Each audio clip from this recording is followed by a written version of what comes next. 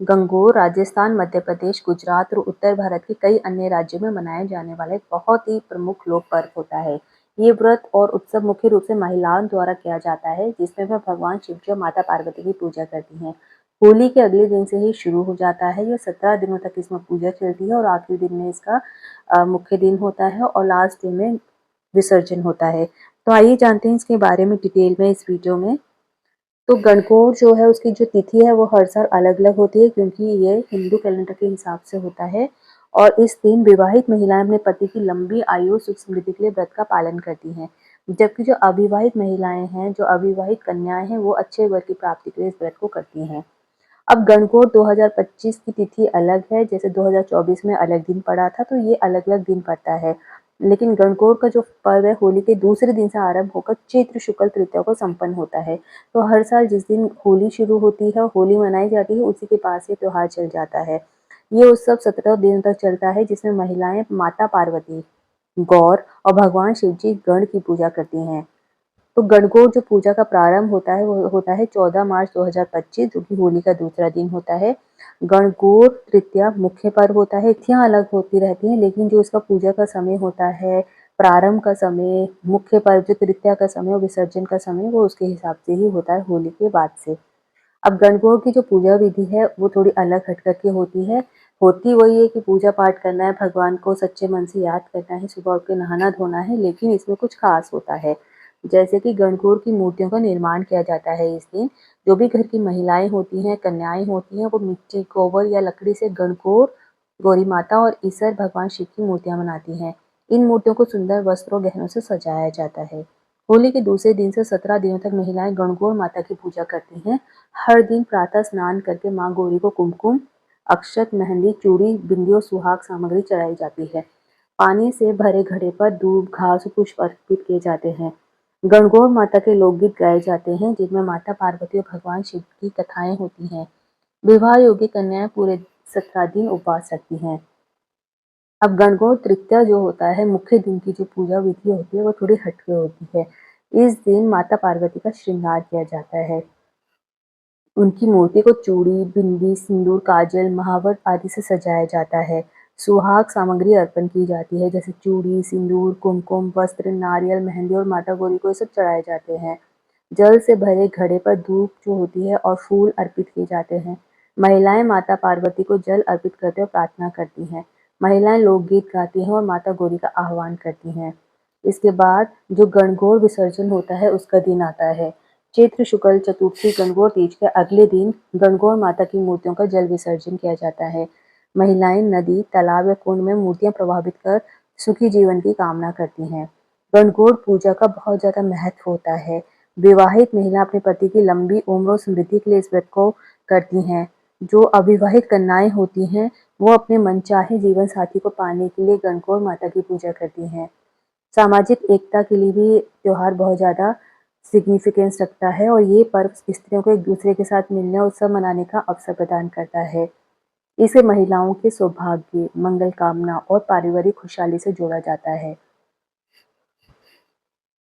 अब इससे जुड़ी हुई कुछ लोक कथाएं होती हैं, जिसमें कि दो बहुत ज़्यादा प्रसिद्ध हैं। एक है शिव पार्वती कथा। शिव पार्वती कथा कहती है कि माता पार्वती ने भगवान शिव जी को पति के रूप में पाने के लिए बहुत तपस्या की थी। उनकी तपस्या से प्रसन्न होकर भगवान शिव जी ने उन्हें वरदान दिया था। गणगौर पूजा इसी कथा से प्रेरित है, जिसमें महिलाएं माता पार्वती का आशीर्वाद प्राप्त करने के लिए व्रत रखती हैं। राजस्थान की दूसरी लोक कथा भी बहुत ज़्यादा प्रचलित है। उसके अनुसार ये मान्यता है कि एक बार भगवान शिव जी और माता पार्वती पृथ्वी पर भ्रमण कर रहे थे। ग्रामीण महिलाएं उनका सत्कार करना चाहती थीं, लेकिन उनके पास देने के लिए कुछ नहीं था। इसलिए उन्होंने जल से भरे कलश और दूध अर्पित किया। माता पार्वती इतने से ही बहुत ज़्यादा प्रसन्न हो गई और उन्होंने सभी को सौभाग्यवती और समृद्धि का वरदान दिया। राजस्थान और अन्य राज्यों में भी गणगौर उत्सव मनाया जाता है, जैसे कि राजस्थान में जयपुर, जोधपुर, उदयपुर, बीकानेर, कोटा और जैसलमेर में विशेष रूप से मनाया जाता है। जयपुर में गणगौर झांकी निकलती है, जिसमें पारंपरिक वेशभूषा में महिलाएं भाग लेती हैं। मध्य प्रदेश में मालवा और निवाड़ क्षेत्र में गणगौर का विशेष महत्व होता है। गुजरात में यहाँ भी गणगौर की विशेष पूजा की जाती है, विशेष रूप से राजपूत और मारवाड़ी परिवारों में। कई लोग पूछते हैं कि क्या गणगौर का व्रत हर महिला को करना चाहिए, तो इसका जवाब है जी हाँ। ये व्रत विवाहित और अविवाहित दोनों महिलाओं के लिए शुभ होता है। फिर कई लोग पूछते हैं कि क्या गणगौर व्रत में कुछ विशेष भोजन किया जाता है? तो गणगौर व्रत में पारंपरिक रूप से गुड़, गेहूं के अंकुर, मीठे पकवान और बेसन की रोटी खाई जाती है। फिर क्या पुरुष भी गणगौर पूजा कर सकते हैं? मुख्य रूप से ये पर्व जो है महिलाओं द्वारा बनाया जाता है, चाहे वो अविवाहित हो, विवाहित हो। लेकिन कुछ परिवारों में ये भी देखा गया है कि पुरुष भी भगवान शिव जी की पूजा करते हैं। क्या गणगौर व्रत निर्जला करना चाहिए? तो कुछ महिलाएं निर्जला व्रत रखती हैं, लेकिन सामान्यतः फलाहार की अनुमति होती है। गणगौर विसर्जन क्यों किया जाता है? ये बहुत लोग क्वेश्चन करते हैं कि इस दिन विसर्जित क्यों किया जाता है और किसको विसर्जित करते हैं? तो इसके लिए जो प्रतिमाएं बनाई जाती है, जो महिलाएं प्रतिमाएं बनाती हैं शिव जी एंड पार्वती की, तो उसका विसर्जन आखिरी दिन किया जाता है। गणगौर विसर्जन माता गौरी को विदाई देने के रूप में किया जाता है कि वे अपने ससुराल भगवान शिव जी के पास वापस लौट रही हैं। यही कारण है कि माता पार्वती और जो शिव जी की जो प्रतिमाएं बनाई गई होती हैं, उनका विसर्जन किया जाता है और उनको सादर के साथ वापस उनके ससुराल में भेजा जाता है, जहाँ पर वो अपने शिव जी के साथ रहती हैं। इस दिन आपको साफ-सुथरे कपड़े पहनने चाहिए, स्वच्छ कपड़े पहनने चाहिए, साफ मन से पूजा-पाठ करनी चाहिए। 2025 को जो ये पूजा है, उसका चैत्र शुक्ल तृतीया जो प्रारंभ हो रहा है, वो 31 मार्च 2025 को प्रातः 9:11 बजे से है और जो चैत्र शुक्ल तृतीया समाप्त हो रहा है, वो 1 अप्रैल 2025 को प्रातः 5:42 बजे है। इसलिए 2025 में मुख्य गणगौर पूजा 31 मार्च 2025 को ही मनाई जाएगी। तो ये पारंपरिक रूप से जो है हर साल गणगौर का उत्सव फाल्गुन पूर्णिमा होली से शुरू होता है और 17 दिनों का फेस्टिवल चलता है। ये बहुत ज़्यादा लोगों के मन में आस्था का ये फेस्टिवल है और ये त्योहार बहुत अच्छे से मनाया जाता है और लोगों की बहुत सी आस्थाएं इससे जुड़ी हुई हैं। तो अगर कोई अपने पति की लंबी उम्र के लिए चाहता है या फिर घर में समृद्धि चाहता है, सुख संपत्ति चाहता है घर में, तो वो ये व्रत रख सकते हैं। शिव पार्वती बहुत तुरंत जल्दी मानने वाले देवी देवताओं में से है।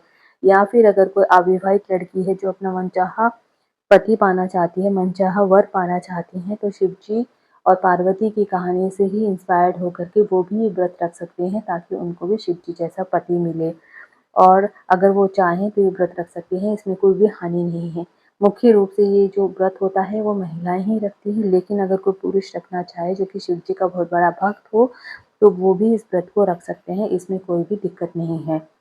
तो इस वीडियो में आपने जाना कि अगर ये गणगौर व्रत होता क्या है, गणगौर तीज क्या होती है और इसको आप कैसे मना सकते हैं। अगर आपके दिमाग में, आपके माइंड में कोई भी क्वेरी है, कोई भी कमेंट है, तो आप हमें बता सकते हैं। और अगर आप इसके बारे में जानते हैं और आप में भी ये मनाया जाता है, तो भी आप हमारे साथ शेयर कर सकते हैं। उम्मीद करते हैं वीडियो इन्फॉर्मेटिव लगी होगी। Thanks for watching.